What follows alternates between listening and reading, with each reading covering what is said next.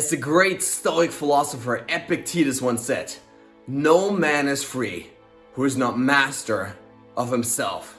Self-oppression is one of the most common paths to misery in life.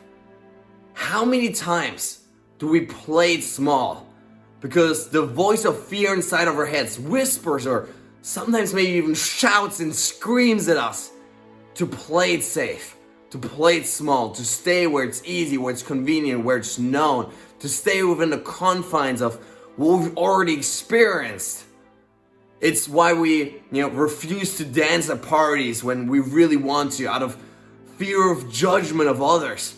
It's why we fail to connect deeply with our loved ones because we're scared to truly open up and share our honest thoughts. It's why we're afraid to stand up for what's right out of fear of being judged and ostracized. It's why we're afraid to, transcend the ordinary limits of our current confines and conditions. Why we're afraid to go and work out harder than we've ever have before. It's why we're afraid to eat better than we ever have before. It's why we're afraid to start that business or start that relationship or get more in touch with ourselves when we truly feel like that's the path that we should be taking in life. And so fear is the silent assassin of our dreams. It keeps us stuck, it keeps us small, it keeps us limited. And so today we're going to discuss 3 powerful tools that are going to help you overcome the silent assassin of your dreams and start to step more into growth, more into this self-actualization and self-actualized version of yourself. So the first key, the first idea here really is that fear is a liar. We tend to believe that the thoughts that we have running in our heads are actually true. Why? Because they're inside of us, right? And so we have this mistaken notion that just because we have a thought means it is automatically true. And nothing could be further from the truth. And I realize the irony in that. Just because you have a thought does not make it true. Our brain is inherently designed to keep us alive, to keep us safe, to protect us from danger. And so all day long, it will essentially pop up these thoughts, these ideas, these messages of, you can't do this seems scary, you can't trust that person, you can't put yourself out there, you can't take a stand for that because who are you really? Are you really worthy and you don't really deserve this? We have these thoughts popping up all day long of like, stay away from this and stay away from that because our brain is trying to essentially keep us from danger. Now, this is important, right? This can be really useful, but most of the times in our lives, that fear is simply a made-up voice. It's a subjective, experience of life that we project onto the world saying, hey, this is dangerous, when in fact, most likely it isn't.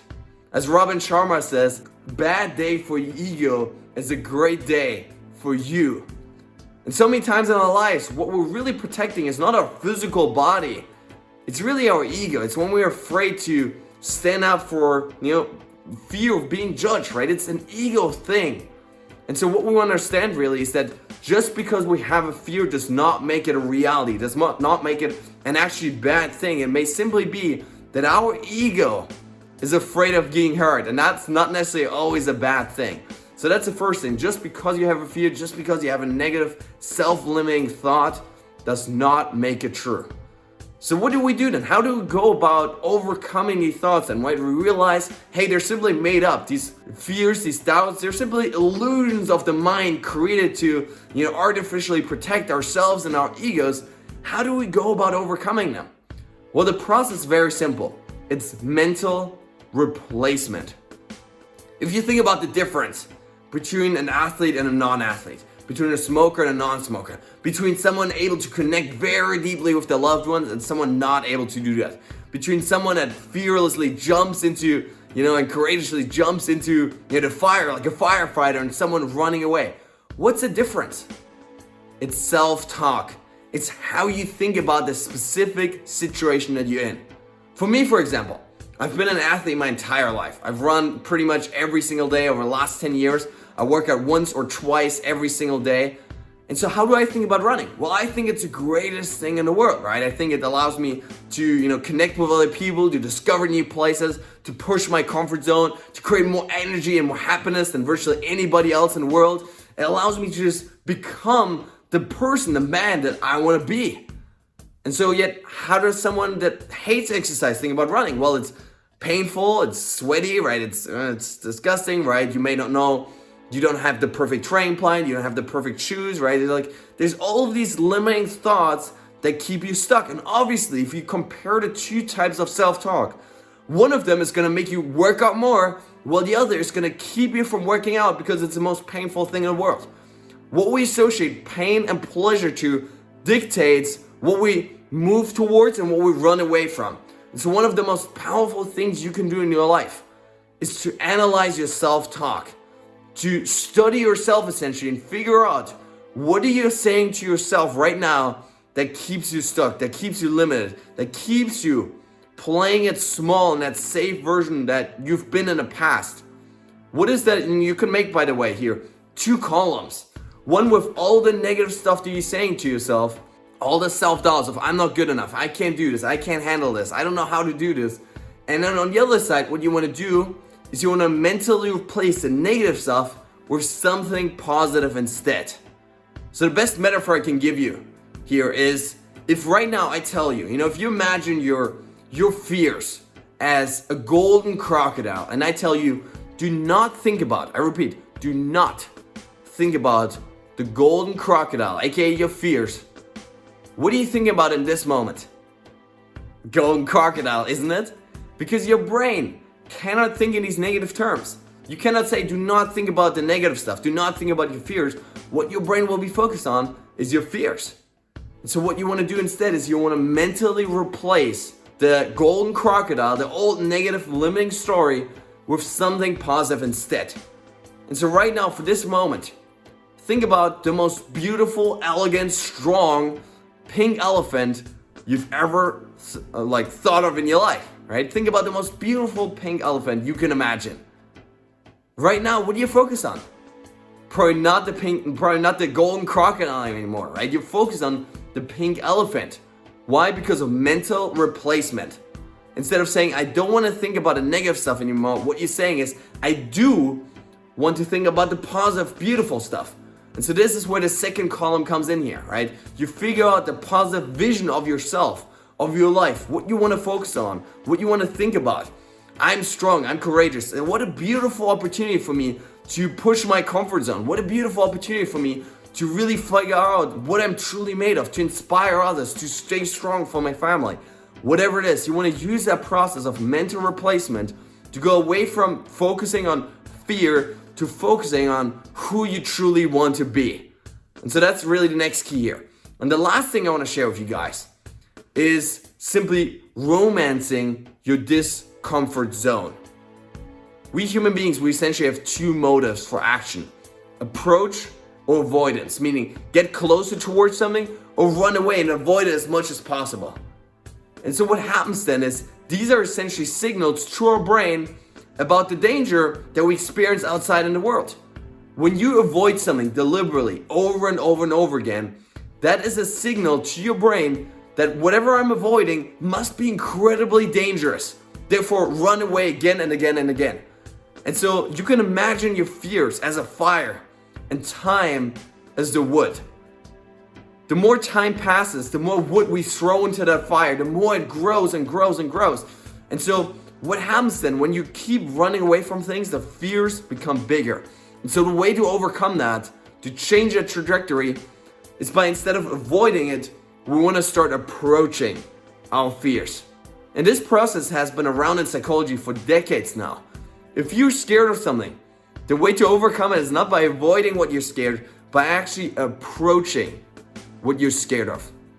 A couple of years ago, for most of my life, in fact, I was scared of dogs, right? And met some bad experiences as a child. And so I was always afraid. I was always avoiding dogs at whatever, opportunity I had. And so a couple of years ago, when I met my best friend, he has a dog, right? And so I used this as an opportunity to overcome that fear. So what happened? I first met the dog, right? He'd jump up on me, and I was really scared, right? Fear spiked. And I was like sort of, trying to avoid it a little bit and stuff, but I stayed in there, right? So the dog was jumping up and down, like, running around my legs. And so over time, that fear that had spiked before went down again, because my brain realized, hey, I'm in this scary situation, but nothing bad is happening. And so I recovered again, right? So what did I do next? Well, I got a little bit closer, right? I started patting the dog, right? I started feeding him some food, right? And again, fear spiked. But at some point, brain realized again, I'm safe right now. Nothing bad is happening. And so it went down again, while courage went up. And so next time, what did I do? Well, I went even closer, right? I started cuddling and playing and patting him, right? Again, fear spiked for a moment, but my brain realized, hey, I'm actually safe. And so fear went down again, while courage went up.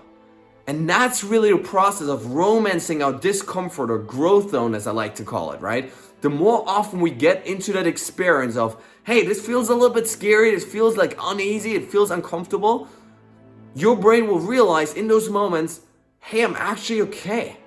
When you start speaking to a group of people, right, and our fear starts to spike, well, the next time it's going to be easier for you. When you start approaching that random stranger in the street, the first couple times it's going to be very difficult. Your heart will start pounding, but over time you'll realize, I'm feeling okay.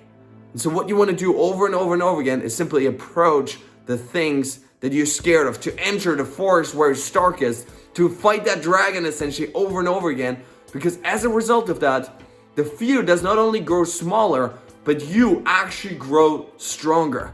And so it is this holistic approach where overcoming one fear simultaneously gives you the skills, the strengths, the courage to also overcome other fears in your life.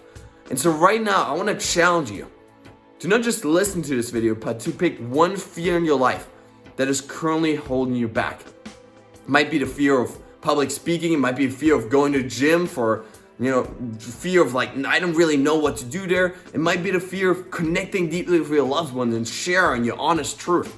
It might be a fear of, starting your own business or doing whatever it is, dancing at parties.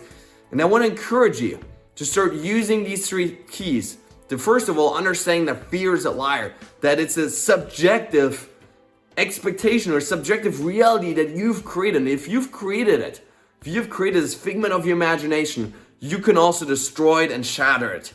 By what? Through mental replacement. By figuring out what's the negative self-talk that's holding me back right now, and what are some positive things I can start saying to myself that allow me to transcend that.